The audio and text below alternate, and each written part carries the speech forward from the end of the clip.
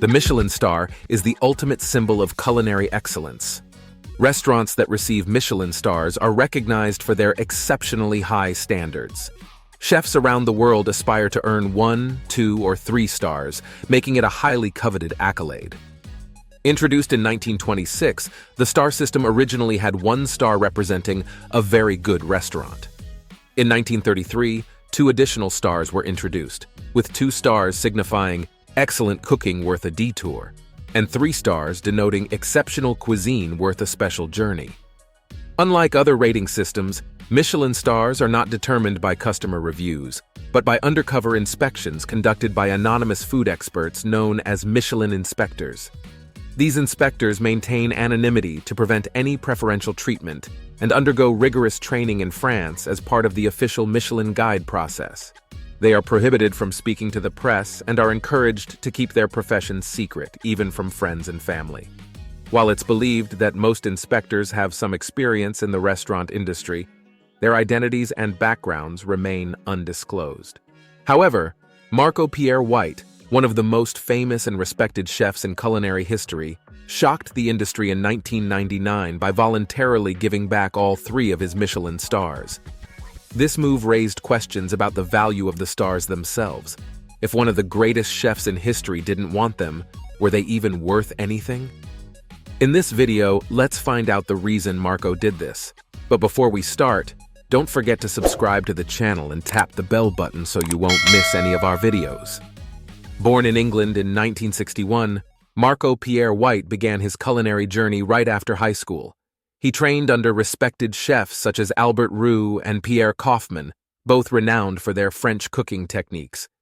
In 1987, Marco opened his own restaurant, Harvey's. With his long disheveled hair and extensive dating history, he gained a reputation akin to a rock star in the culinary world. Despite his glamorous image, Marco's life was far from luxurious. He worked tirelessly 6 days a week, often putting in 16-hour days. His intense workload led to immense stress, and he became notorious for his strict customer etiquette and willingness to confront any issues head-on. Harvey's became Marco's whole world. He went on to achieve his 3rd Michelin star at the age of 33, making him the youngest chef to ever reach that status at the time. His passion for cooking and his confident yet straightforward approach to French cuisine garnered worldwide acclaim. Marco even became a mentor to several successful chefs, including Gordon Ramsay, whom he famously reduced to tears at one point. Despite opening numerous successful restaurants in London and receiving endless acclaim for his culinary contributions, Marco was never one to rest on his laurels. He constantly pushed the boundaries of what was possible as a chef. However, at the pinnacle of his culinary success, he came to a profound realization. He was miserable.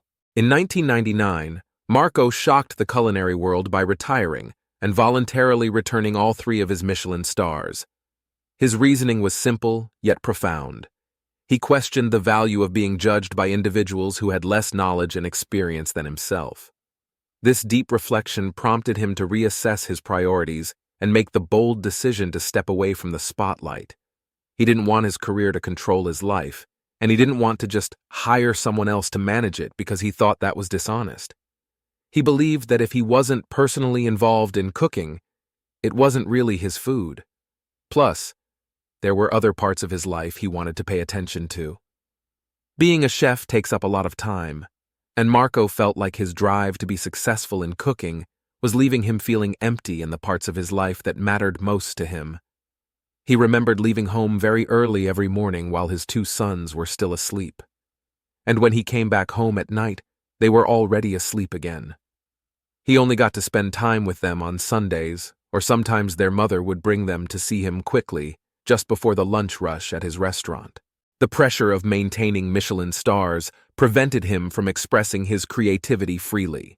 He was so focused on meeting their standards that he couldn't pursue his passion in his way. He felt stuck in a routine and couldn't take risks, making cooking dull.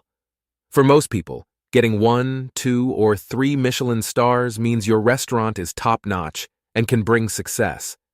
Getting recognition for hard work and skill is a huge deal for a chef. For some, this is all that matters because it just proves that your food is world-class and of the highest quality. But keeping those Michelin stars requires time, money, and effort. Some chefs and restaurant owners say that chasing Michelin stars can take away from the real reason for cooking and hospitality, to make amazing experiences for guests. They think that going after Michelin stars and other awards can create too much competition and make costs go up, which can make it hard for restaurants to do well. Instead of concentrating on making great food and giving guests a great time, chefs might worry too much about meeting the rules of rating systems. This could mean they lose some of the originality and creativity in their cooking. When Marco Pierre White decided to give up his Michelin stars, it shook up the culinary world. His choice was seen as a rejection of traditional values and started conversations about the importance of awards in cooking.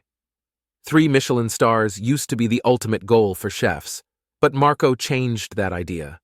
In the years that followed, more chefs were inspired to do the same. They started to question whether these awards really mattered and put more focus on finding personal satisfaction and being creative rather than seeking validation from outside sources. In 2017, French chef Sébastien Bras asked not to be included in the next Michelin Guide edition. He said he couldn't handle the constant pressure of running a top-notch kitchen. Then, in December 2019, Swedish chef Magnus Nilsson closed his 2 Michelin-starred restaurant, Faviken, saying he was tired and wanted more time with his family. Some chefs have even taken legal action against the Michelin Guide. Some thought the critics didn't know what they were talking about, while others felt stressed because the critics could show up any time, leaving chefs constantly worried about their reviews. Some chefs don't want to rely on one person's taste. If the critic didn't like their style of cooking or was just having a bad day, it could affect the review. There were a lot of things that chefs couldn't control that could influence their reviews, and the stress of it all became too much to handle. In a survey conducted in 2019, British chefs were asked about their work lives.